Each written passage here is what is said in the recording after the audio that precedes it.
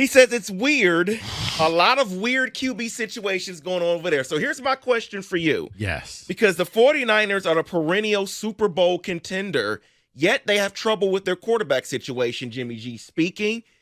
Trey Lance said that it's a breath of fresh air for him in Dallas. Is Kyle Shanahan, the QB whisperer, the problem in San Francisco? David is starting to look that way because because he wants a certain type of quarterback and he can't find it. And he's willing to throw you away if you don't live up to his standards. So right now, he thinks he has it in Purdy. If Purdy goes out and has a bad year, he will be traded. I'll give him credit for this. He doesn't hold on to quarterbacks long. You're not around long enough for it to be a controversy. You're long enough to buy some new luggage and then you move on. Jimmy G, probably any other team, he's still there. You took a team to the Super Bowl, you don't just jettison them out. And then he got benched and came back and still won games. You hold on to him, but not Kyle Shanahan. David, I would also just advise, consider the source. The guy's angry, he's not there. The guy's butthurt about it. You know, it's like find someone who doesn't work for a company anymore, and they're all angry. Yeah, well, take it with a grain of salt. Yeah, I know the secrets of the company, but that just seems to be the constant problem with San Francisco. If you fall out of favor, you really don't get a chance to get back into favor. Mm-hmm. Evan just sprinted by that window and might be faster than any of State's wide receivers. He's running so fast right now. Oh, yeah. Pitter, patter, pitter, patter. I see you might be faster than MSU's wide receivers Friday night. Yeah, he says thumbs up for sure. Let's get into some Jonathan Taylor news here because there's now something else. But the first story for today is the Green Bay Packers were in talks with the Colts. They had interest in trading for Jonathan Taylor. That's according to Stephen Holder, who covers the Colts for ESPN. And then this just out that the Colts were in conversation with the Miami Dolphins, and they wanted Jalen Waddle in return for Jonathan Taylor. I mean, you know what? You basically said, we're not trading you.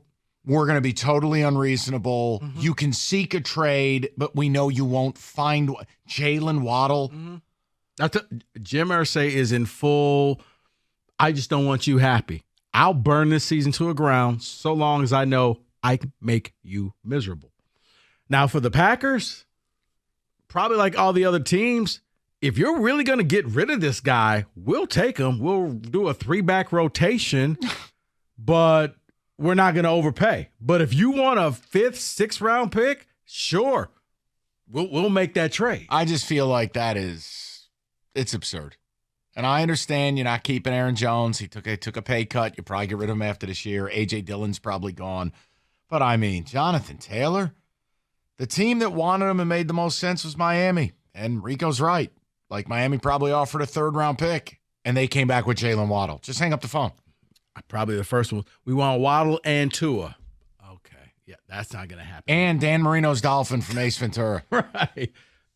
Christ. Laces in, Dan. Isn't it amazing what we've seen with ownership this week between Artie Moreno with the Angels and that disgusting move? Still don't know. Well, I'm just saying, these owners, the owners are like the bank. They're just unregulated maniacs. They can do whatever they want. I mean, Jim Irsay, if you really look at this, he's acting like a scorned high school lover. Mm-hmm.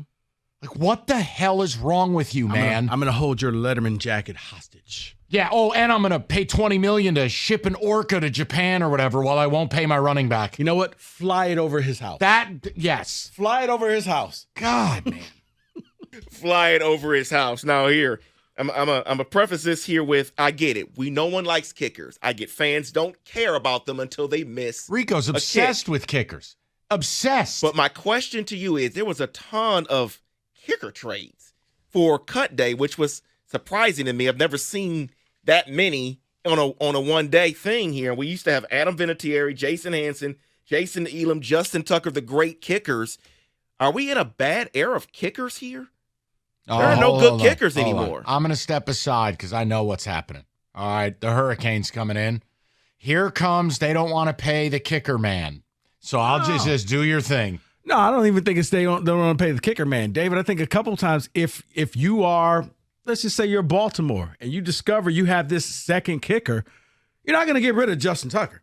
But he's better than my backup kicker is better than anything that you have. So what do you want to trade for me? What do you want to give for me? But yeah, I do think the kickers are bad. And I think a lot of it stems from the fact I've never understood why we needed to move back the extra points, but extra points are no longer gimmies anymore. I'd move it even further.